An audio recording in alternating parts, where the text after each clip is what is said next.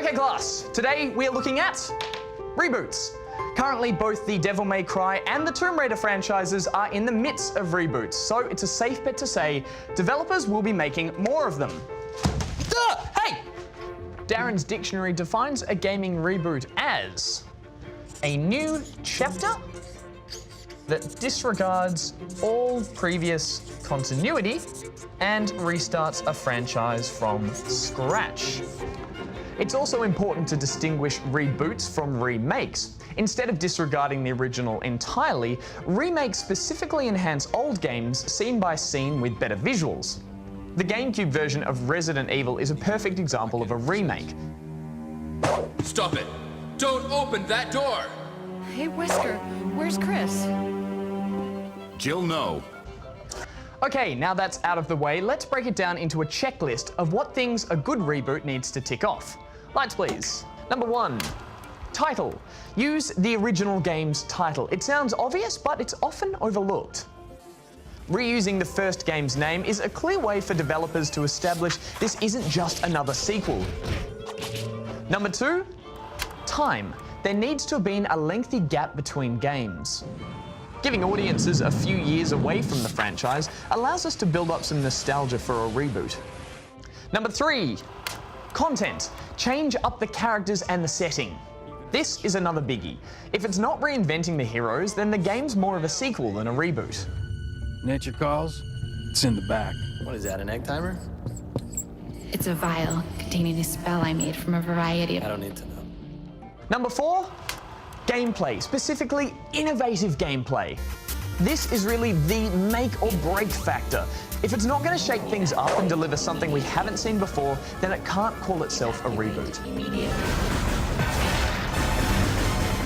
Okay, now we have our checklist covered, it's time to test it with a couple of previous reboots. First up, Turok.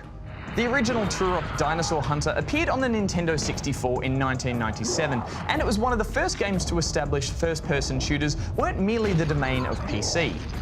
The franchise was rebooted in 2008 with the simply titled Turok. The original iconic Native American hunter was replaced by a hardened space marine who crash-landed on an alien world conveniently populated with alien dinosaurs. Alas, the gameplay was its Achilles heel. While it wasn't terrible, the game's brainless AI and a forgettable arsenal doomed this shooter's appeal. Next up, Donkey Kong. The original arcade game cast the girlfriend-grabbing gorilla as the villain in a multi-screen platformer that lifted the genre to new heights. Released in 1994, Donkey Kong Country's name strays a little from the reboot formula, but it did set up the move to a whole new land, so we'll let it slide.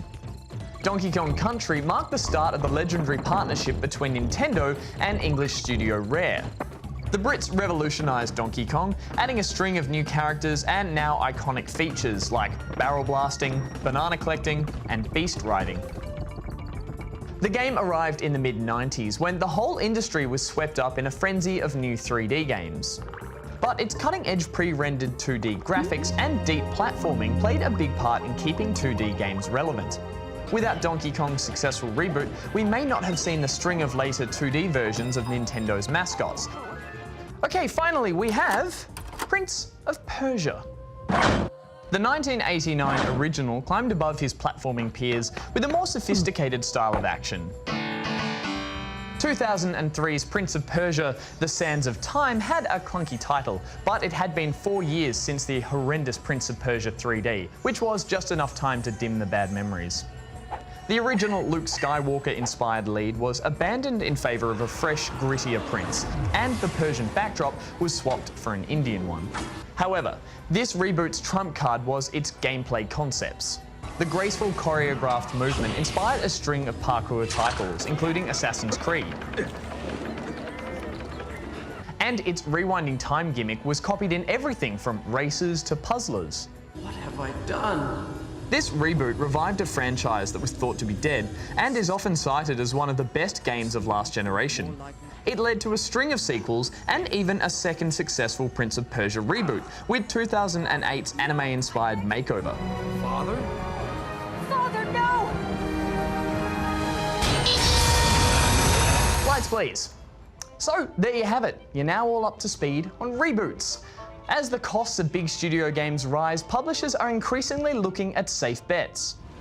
And reboots are attractive options because the games can shake up the formula and innovate without as much risk of failure as a brand new franchise IP. Soon we'll see how the Tomb Raider reboot fares. It's been 5 years since the last game, and it stars a younger, less experienced Lara facing higher octane action. Okay guys, to recap, expect to see more reboots out there, but please guys, keep in mind your checklist at all times to help watch out for some of the duds that can be out there as well. Homework on my desk tomorrow, guys. Cheers.